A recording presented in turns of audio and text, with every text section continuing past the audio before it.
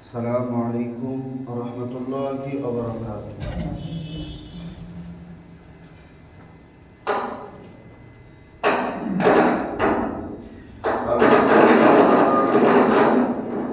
আলহামদুলিল্লাহি নাহমাদুহু ওয়া নাস্তাঈনুহু ওয়া নাস্তাগফিরুহু ওয়া নু'মিনু বিহি ওয়া নাতাওয়াক্কালু আলাইহি ওয়া না'উযু বিল্লাহি মিন شرور أنفسنا ومن سيئات أعمالنا من يهد الله فلا مضل له ومن يضلله فلا هادي له ونشهد أن لا إله إلا الله وحده لا شريك له ونشهد أن سيدنا وحبيبنا وطبيبنا وطبيب أرواحنا مولانا محمدا عبده ورسوله الذي أرسله بالحق بشيرا ونذيرا وداعيا إلى الله بإذنه وسراجا منيرا أما بعد فقد قال الله تعالى في كلامه المجيد أعوذ بالله من الشيطان الرجيم بسم الله الرحمن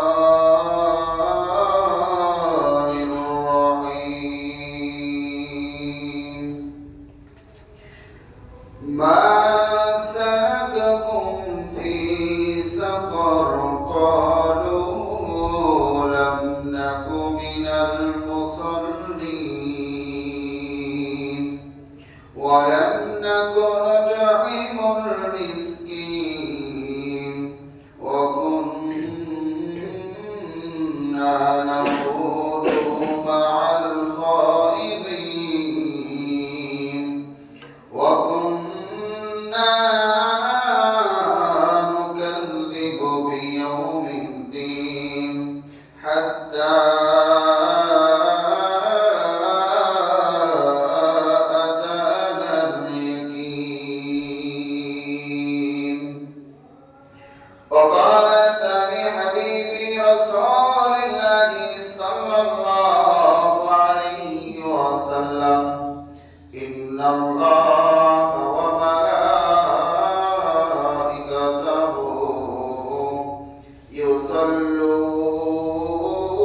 يصلون على النبي يا أيها الذين آمنوا صلوا عليه وسلموا تسليما اللهم صل على مولانا محمد وعلى آله سيدنا مولانا محمد আরো জোরে সুন্দর করে দরদ পড়ুন সকলে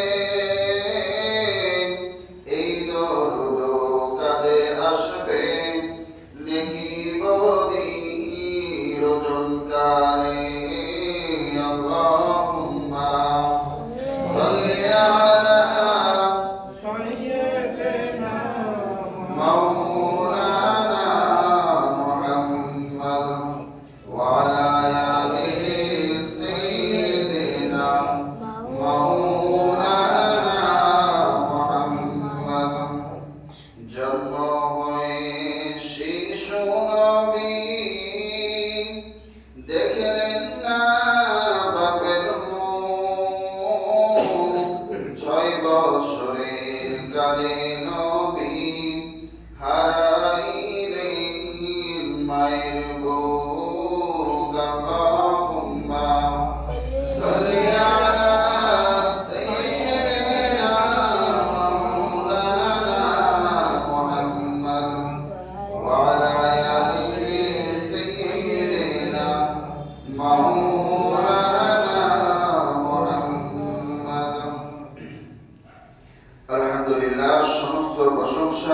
যাবতীয় প্রশংসা সেই মহান আল্লাহ সুবহানাহু ওয়া তাআলার জন্য, যে মহান আল্লাহ সুবহানাহু ওয়া তাআলা মেহেরবানিতে দয়া অনুগ্রহে আমরা জুমার মসজিদের সঠিক সময় আসার বসার তৌফিক পেয়েছি।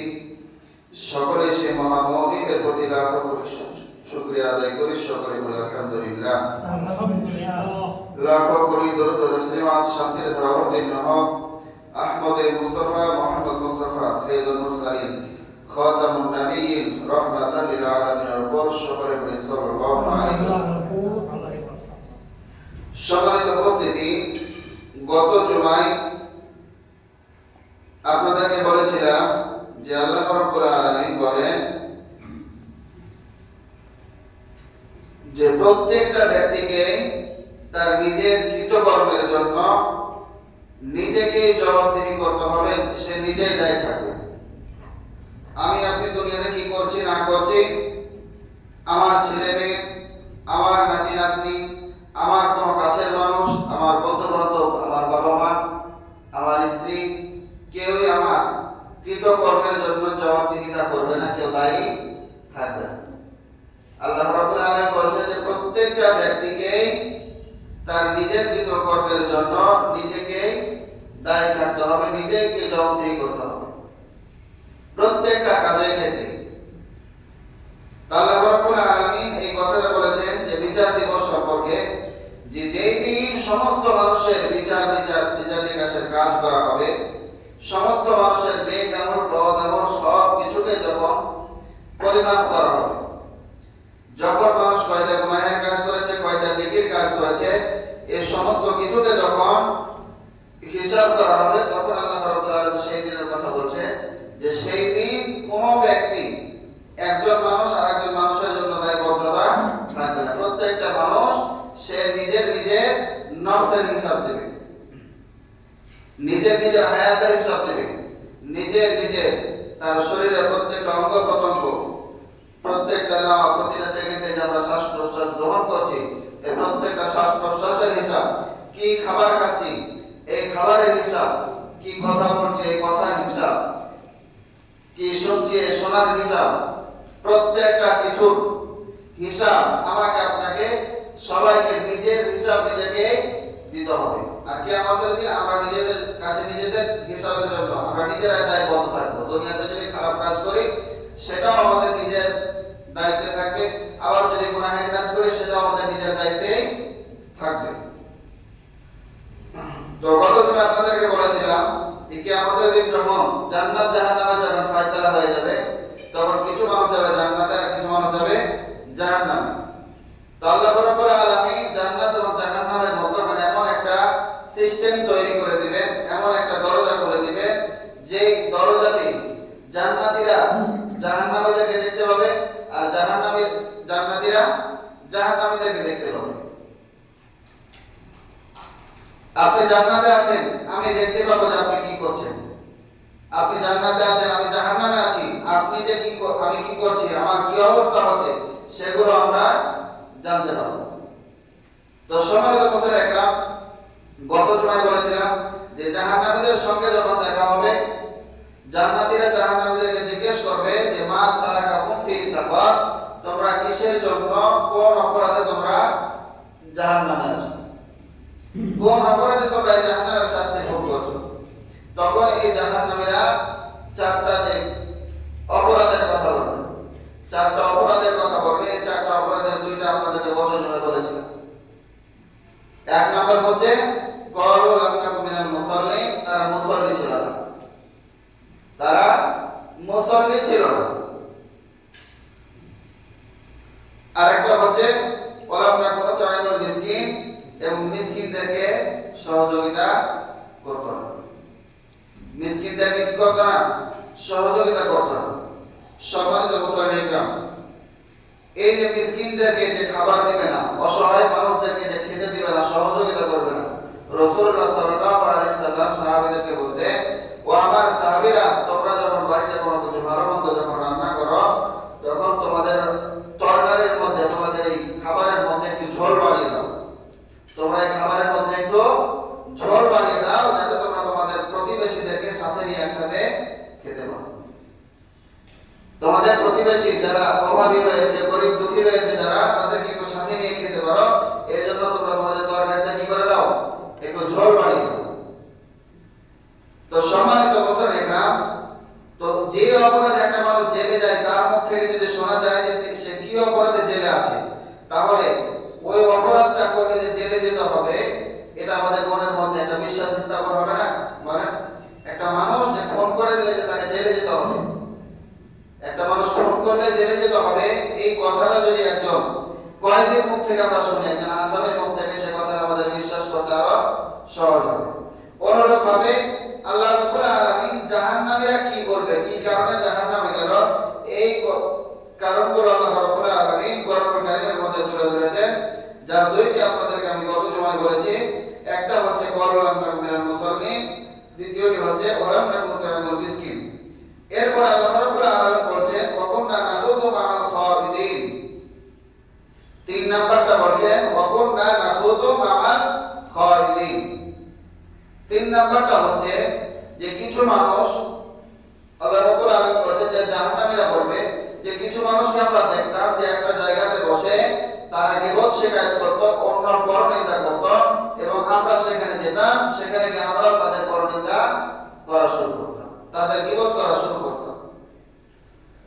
আমরা সেখানে যাওয়ার পরে কি করতাম, তাদের গীবত করা শুরু করতাম, তাদের সঙ্গে তাল মিলাতাম। তো এই গীবত করার কারণে আল্লাহ রাব্বুল আলামিন আমাদেরকে আজকে জাহান্নামে দিয়েছে, আমাদেরকে জাহান্নামে দিয়েছে। এই গীবত কথাটা হয়তো বা খুবই ছোট একটা কথা, গীবত কথাটা খুবই ছোট একটা কথা, কিন্তু একটা কথা আছে যে হকুল্লাহ আর হকুল ইবাদ, একটা হচ্ছে আল্লাহর হক এবং একটা হচ্ছে কি বান্দার হক।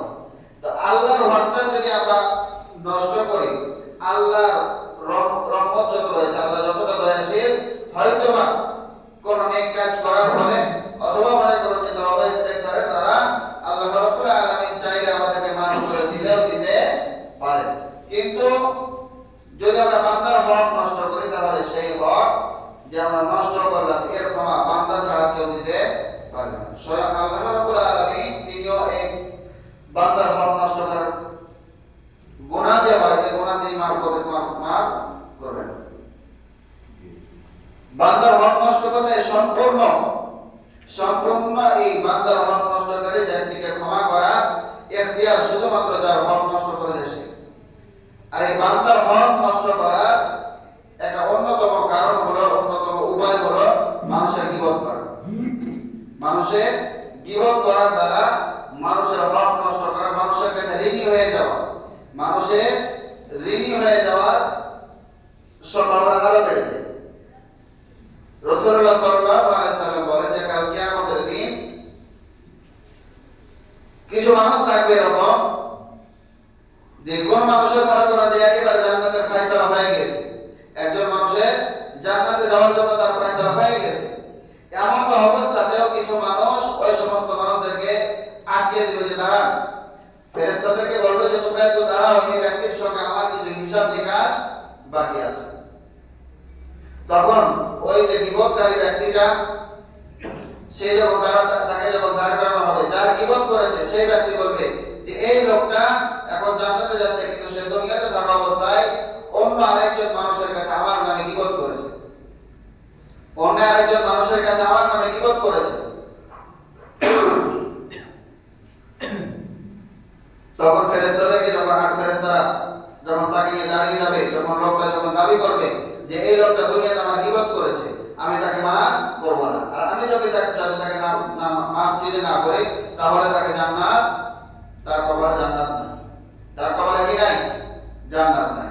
এরপর আল্লাহ রাব্বুল আলামিন যখন বলবে যে তুমি তার ঋণ পরিশোধ করো, তার কাছে ক্ষমা চেয়ে নাও, তখন আল্লাহ রাব্বুল আলামিনের হুকুমে, আল্লাহ রাব্বুল আলামিনের অনুমতি নিয়ে যে ব্যক্তির গীবত করা হয়েছে, শেষ পর্যায়ে দেখা যাবে যে তার নেক আমলগুলো, যে নেক আমলের দ্বারা সে জান্নাতে যাচ্ছিল, যে নেক আমলের দ্বারা সে জান্নাতে যাচ্ছিল, এই নেক আমলের বিনিময়ে তার কাছ থেকে ক্ষমা নিতে হবে, তার কাছ থেকে কি করতে হবে, ক্ষমা নিতে হবে। বান্দার হক যদি কেউ নষ্ট করে, তাহলে তার এরকম শাস্তি রয়েছে। এছাড়া আল্লাহ রাব্বুল আলামিন সূরা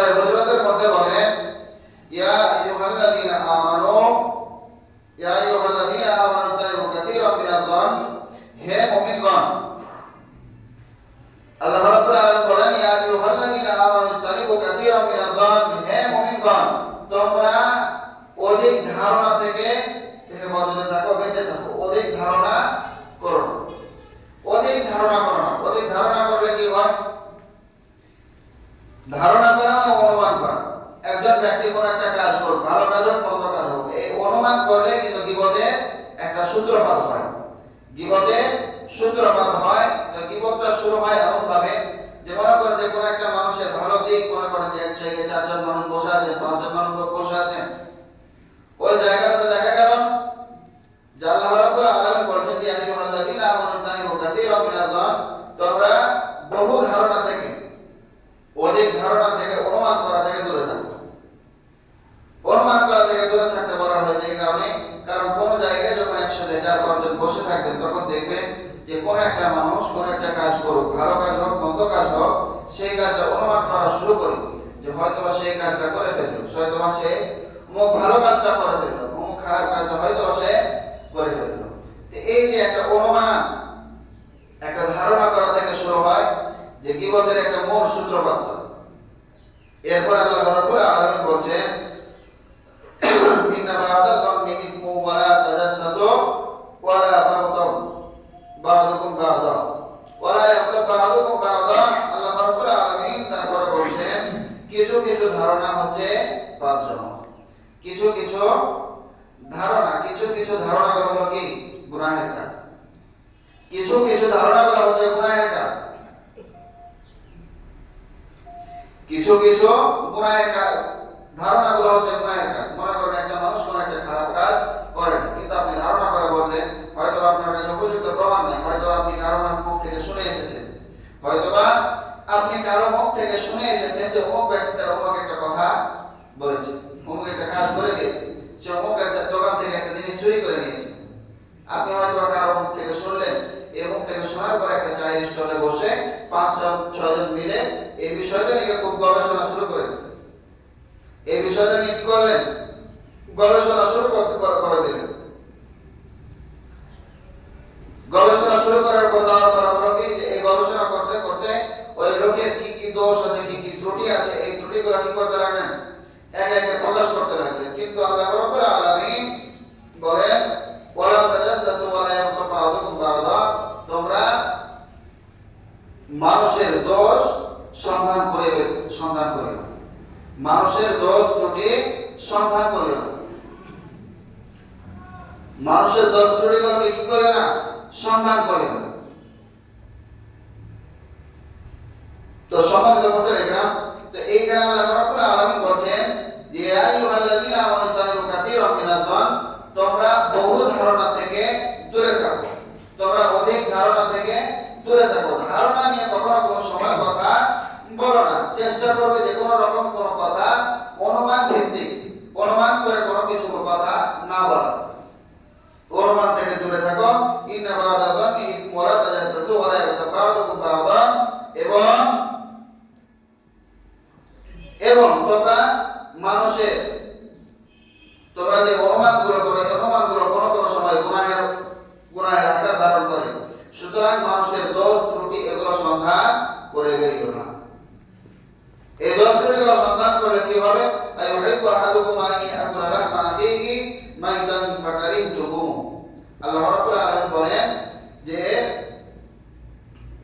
যেই মানুষের যে সন্তানগুলো করো, এই সন্তানগুলো করতে করতে যখন তোমার আরেকজন ভাইয়ের সামনে যখন বলো যে অমুক ভাই আব্দুল করিম, আব্দুল আলিম, অমুক ব্যক্তিটা সে অমুক একটা খারাপ কাজ করেছে, তুই কি জানিস এরকম এরকম কাজ করেছে, এরকম এরকম অপরাধ করে ফেলেছে, সে কোনো জায়গায় একটা চুরি করে ফেলেছে, সে একটা লোককে খারাপ ভাষায় গালি দিয়েছে, এরকম ভাবে যখন একটা দুইটা করে যখন গীবত শিকায়ত যখন শুরু হয়ে যায়, তখন আল্লাহ রাব্বুল আলামিন বলেন যে তুমি যদি তোমার কোনো ভাইয়ের গীবত করো, তুমি যদি তোমার কোনো ভাইয়ের গীবত করো, এটা এমন হয় যে আল্লাহ রাব্বুল আলামিন বলেন আইয়ুহিব্বু আহাদুকুম আন ইয়াকুলা লাহমা আখিহি মাইতান ফাকারিহতুমু।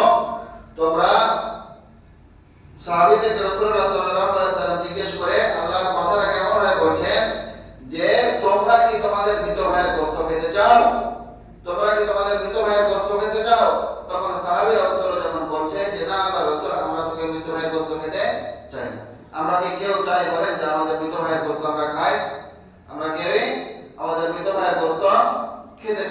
কিন্তু রাসূলুল্লাহ সাল্লাল্লাহু আলাইহি ওয়াসাল্লাম যখন জিজ্ঞেস করলেন তখন সাহাবীরা আমাদের মতো একই উত্তর দিল যে আমরা আমাদের মৃত ভাইয়ের গোশত খেতে চাই না, আমরা আমাদের মৃত ভাইয়ের গোশত খেতে চাই না।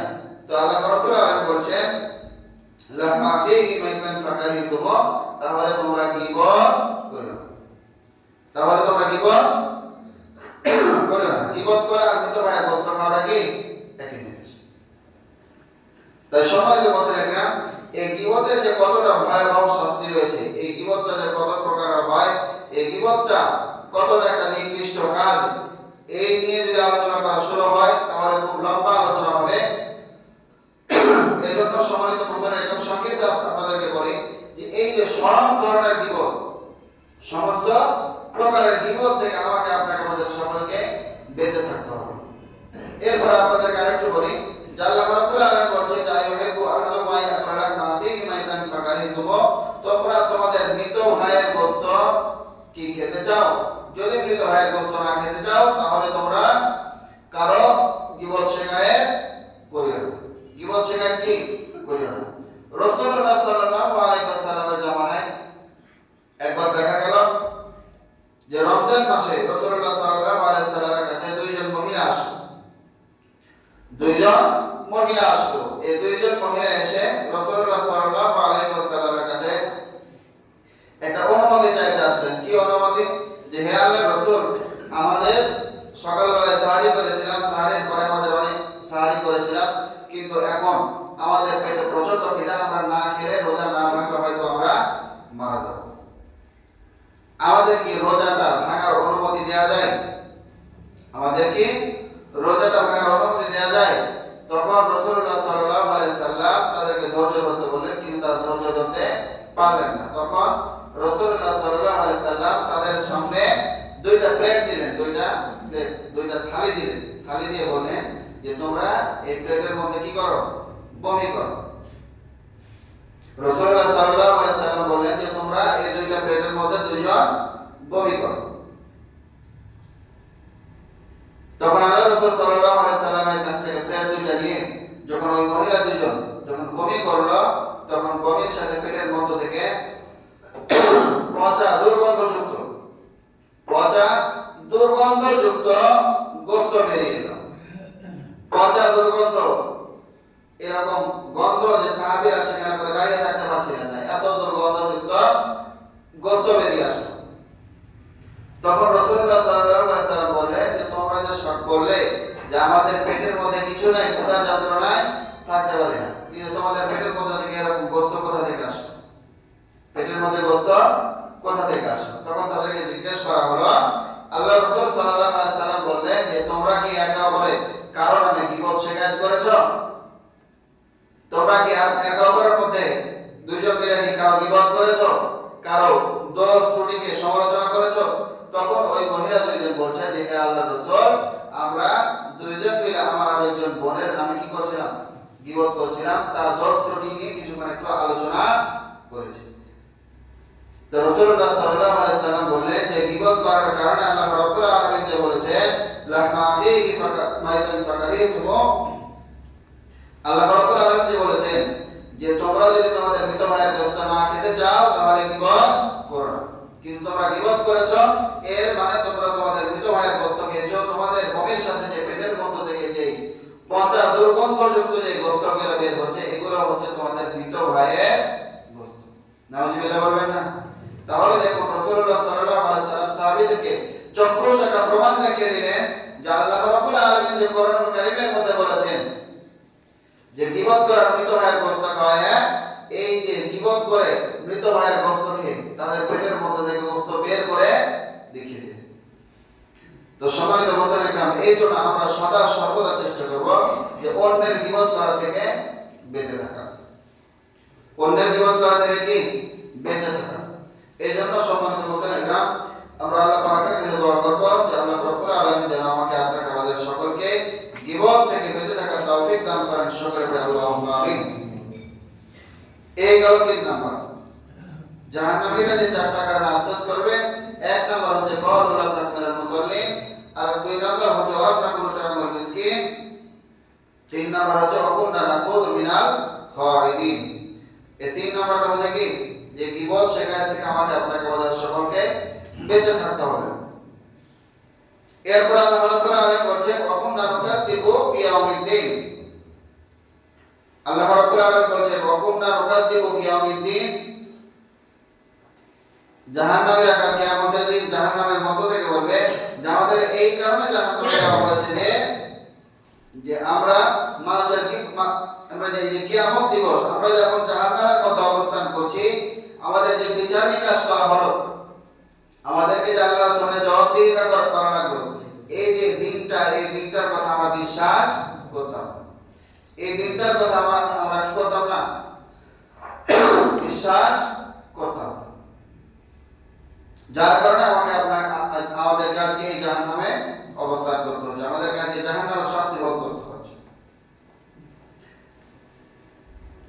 তো সম্মানিত মুসলিম, এই যে কথাটা ওয়াকুন্না নুকাদ্দিবু বিয়াউমিদ্দিন, যে আমরা জাহান্নামীরা বলবে যে আমরা এই যে বিচার দিবস, আমরা যে শেষ দিন, শেষ বিচারের দিন, আমরা যে কিয়ামত, জান্নাত, জাহান্নাম গুলো আমরা বিশ্বাস করতাম না, যার কারণে আপনি জাহান্নামীরা আজকে জাহান্নামের মধ্যে বসবাস করছি। তো সম্মানিত মুসলিম, এই কথাটা বিশ্বাস আপনি আমরা সকলেই করি, আমরা সকলেই করি। কিন্তু একটা বিষয়, যে আল্লাহ রাব্বুল আলামিন কোরআনুল কারীমের মধ্যে একটা আয়াত আছে, ইয়া আইয়ুহাল্লাযীনা আমানু তাকুল্লাহা হাক্কা তুকাতিহি ওয়া লা তামুতুন্না ইল্লা ওয়া আনতুম মুসলিমুন।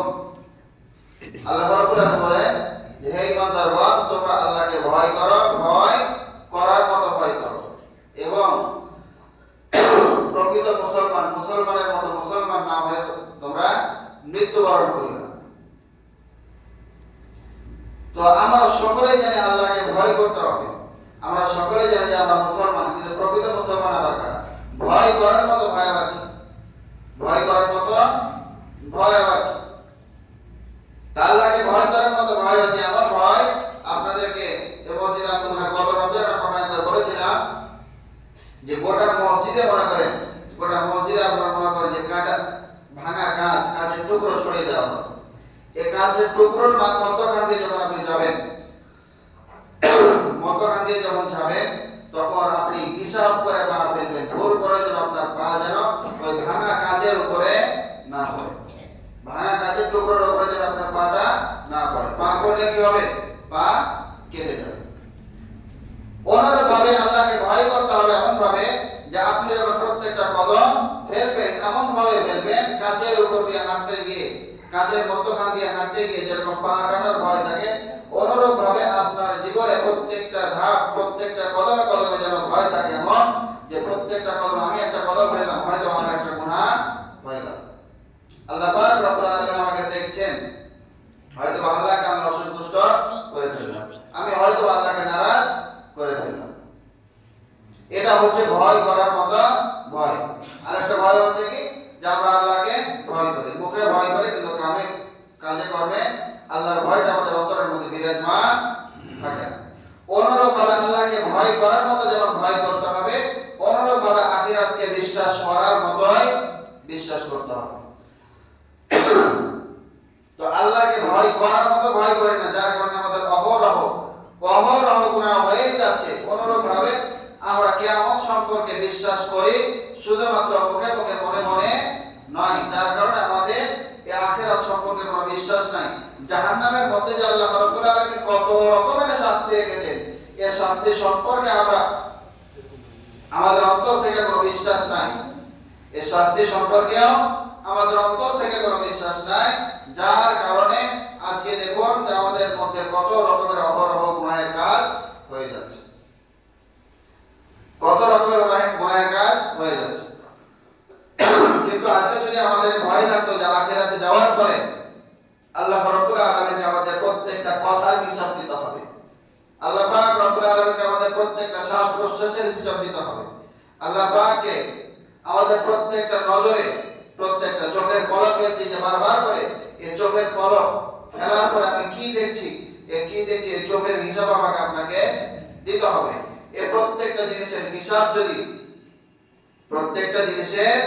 হিসাব দিতে হবে, এই কথা যদি আমরা মনে প্রাণে অন্তর থেকে যদি আমরা বিশ্বাস করতাম, বিশ্বাস করার মতো যদি বিশ্বাস করতাম, তাহলে আমাদের প্রত্যেকটা হায়াতে, জিন্দেগিতে প্রত্যেকটা নিঃশ্বাস ফেলার আগে আমরা চিন্তা করতাম হয়তো এটা আল্লাহর নিয়ম বহির্ভূত হয়ে গেল।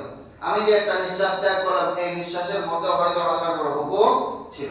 আমাদের হায়াতে জিন্দেগির মধ্য থেকে আমাদের ফজরের নামাজ ছুটতো না, আমাদের জোহর নামাজ ছুটতো না, আসর মাগরিব এশার নামাজ ছুটতো না, রমজান মাসে একটা রোজা আমাদের বাতিল হতো না, আমাদের মনে করুন ধন সম্পদ হয়েছে আমাদের হজ বাতিল হতো না, যদি আমরা এই আখিরাতকে বিশ্বাস করার মতো বিশ্বাস করতাম। তো জাহান্নামীতে যাওয়ার একটা কারণ হলো কখন না নুকাযযিবু বিয়াউমিদ্দিন, জাহান্নামীদের জাহান্নামে যাওয়ার একটা কারণ হবে যে তারা আখিরাত সম্পর্কে বিশ্বাস করত না, আখিরাত সম্পর্কে বিশ্বাস করত না। হাত্তা আতানা ইয়াকিন, অবশেষে সেই দিনটা এসে গেল, অবশেষে সেই দিনটা এসে গেল।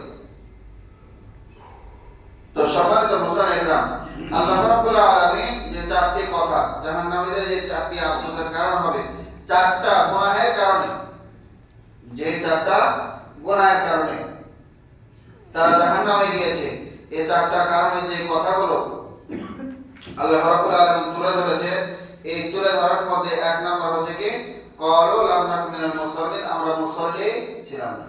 মুসল্লি শুধুমাত্র তারা নয় যারা জুমার দিন মসজিদে নামাজে আসে, মুসল্লি তারাই যারা জুমার দিন যেমন ওযু করে সুন্দর করে, সুন্দর পোশাক পরিধান করে যারা মসজিদে যায়, অনুরূপ ভাবে ফজর জোহর আসর মাগরিব এশার নামাজে তাদেরকে নামাজের কাতারে পাওয়া যায়, নামাজের কাতারে কি পাওয়া যায়। এরপর আল্লাহ রাব্বুল আলামিন দ্বিতীয় নম্বর যে কারণটি বলেন ওয়ালাম তাকুনু তু'মিনুল মিসকিন, যারা মিসকিনদেরকে সহযোগিতা করে, খাবার দেয়। আপনাদের আবারও বলছি যে ধন সম্পদ যাদেরকে দিয়েছে, ধন সম্পদ যাদেরকে দিয়েছে, এই ধন সম্পদ সন্তান এবং সম্পদ, ইন্নামা আমওয়ালুকুম ওয়া আওলাদুকুম ফিতনা, ধন সম্পদ, সন্তান এবং সম্পদ এই দুইটা জিনিস মানুষের কাছে একটা ফিতনা, একটা পরীক্ষার মতো, একটা পরীক্ষার মতো। নিশ্চয় মানুষের কাছে ধন সম্পদ এবং সন্তান সম্পদ এই দুইটা জিনিস হচ্ছে কি পরীক্ষার মতো। এই পরীক্ষা, এটা দিয়ে আল্লাহ রাব্বুল আলামিন আমাকে আপনাকে পরীক্ষা করবে। আপনার সন্তানগুলো যদি দিনের লাইনে যায়, তার হায়াতে জিন্দেগিটা যদি আমলে জিন্দেগি হয়, তাহলে আপনি পরীক্ষায় পাস করবেন।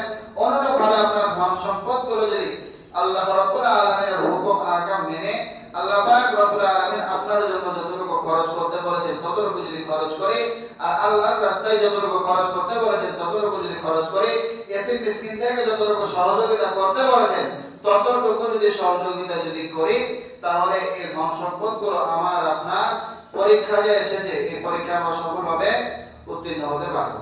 তো এই দ্বিতীয় নাম্বার প্রশ্নটি হচ্ছে, কারণটি হচ্ছে ওয়ালাম তাকুনু তু'মিনুল মিসকিন, মিসকিনদেরকে যারা সহযোগিতা করে না তাদেরকে জাহান্নামে যেতে হবে। এরপর আল্লাহ রাব্বুল আলামিন বলেন ওয়াকুন্না নাখুযু মা'আল খায়িদিন, যারা গীবত শিকায়ত করে, গীবত শিকায়ত যারা করে, এই গীবত শিকায়ত করার জন্য, মানুষের পরনিন্দা করার জন্য, মানুষের দোষ ত্রুটি নিয়ে সমালোচনা করার জন্য আল্লাহ রাব্বুল আলামিন কাল কিয়ামতের দিন এই গীবতকারী, সমালোচনাকারী, অন্যের পরনিন্দাকারী ব্যক্তিদেরকে জাহান্নামে দিবেন। এরপর আল্লাহ রাব্বুল আলামিন যেটা বললেন ওয়াকুন্না নুকাযযিবু বিয়াউমিদ্দিন, যারা কিয়ামত সম্পর্কে কি করে না বিশ্বাস করে না, আখিরাত সম্পর্কে যারা বিশ্বাস স্থাপন যারা করে না, অন্তর থেকে মনে প্রাণে যারা বিশ্বাস করে না, তাদেরকে কি করতে হবে জাহান্নামে যেতে হবে। এই জন্য সম্মানিত মুসলিমরা, যেহেতু যারা আসামি, যারা কয়েদি, তারা নিজে মুখে বলছে যে তাদেরকে কিসের জন্য এই শাস্তির আওতায় আনা হয়েছে, তাদেরকে কিসের জন্য এই শাস্তির আওতায় আনা হয়েছে, তাহলে অবশ্যই আমাকে আপনাকে তাদের থেকে শিক্ষা নিতে হবে, তাদের থেকে শিক্ষা নিতে হবে যে পরবর্তীতে ভুল করে আমরা যদি চাই যে আমাদের পরিণতি তাদের মতো না হোক, আমাদের পরিণতি যদি তাদের মতো না হোক, এই কথা যদি আমরা চাই বা আমাদের জন্য যদি এটুকু চাই যে তাদের মতো আমাদের অবস্থা যেন না হয়, তাহলে অবশ্যই আমাকে আপনাকে জাহান্নামীদের যে চারটি কথা, ক্বালু লাম নাকুন মিনাল মুসাল্লিন, আমাদেরকে মুসল্লি, তারা মুসল্লি ছিল না কিন্তু আমাদেরকে মুসল্লি হতে হবে। ওয়ালাম নাকুন তু'মিনুল মিসকিন, তারা মিসকিনদেরকে সহযোগিতা করতো না কিন্তু আমাদেরকে সহযোগিতা করতে হবে। ওয়াকুন্না নাখুযু মা'আল খায়িদিন, তারা সমালোচনা করত, গীবত করত, আমাদের গীবত থেকে বেঁচে থাকতে হবে। ওয়াকুন্না নুকাযযিবু বিয়াউমিদ্দিন, তারা আখিরাত সম্পর্কে বিশ্বাস করত না, আমাদেরকে বিশ্বাস করতে হবে যদি আমরা জাহান্নাম থেকে বাঁচতে চাই। আমরা সকলেই তো জাহান্নাম থেকে বাঁচতে চাই, নাকি বলেন? ইনশাআল্লাহ আমরা সকলে জাহান্নাম থেকে বাঁচতে চাই না? আল্লাহ রাব্বুল আলামিন আমাকে আপনাকে আমাদের সকলকে জাহান্নাম থেকে বাঁচার তৌফিক দান করুন। সকলে পড়ে আল্লাহুম্মা আমিন। এই বলে আমি আমার সংক্ষিপ্ত আলোচনা শেষ করছি। ওয়া আখিরু দাওয়ানা আলহামদুলিল্লাহি রাব্বিল আলামিন। যারা শুনুন